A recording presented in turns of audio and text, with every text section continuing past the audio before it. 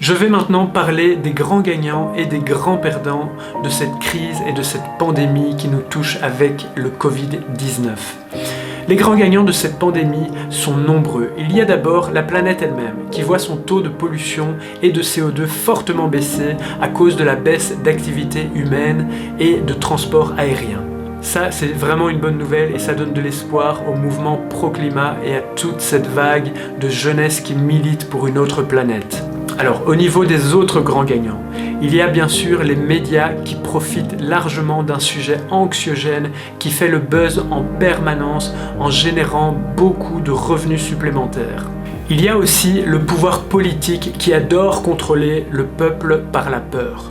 N'oublions pas les secteurs pharmaceutiques, de la santé et le monde hospitalier qui voient leur chiffre d'affaires augmenter en raison d'une augmentation de leur activité. Ces derniers sont en pleine effervescence et ils vont certainement être soutenus par les pouvoirs publics. Certaines entreprises spécialisées dans la production ou la conceptualisation de vaccins, de produits d'hygiène ou de soins à usage unique en profitent certainement aussi.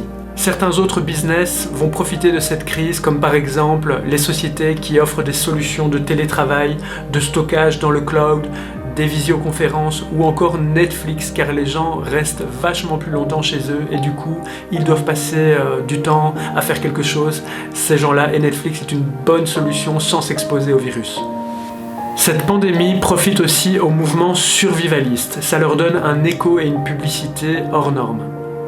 Enfin, certaines valeurs comme l'or, l'argent ou d'autres valeurs refuges tirent aussi leur épingle du jeu.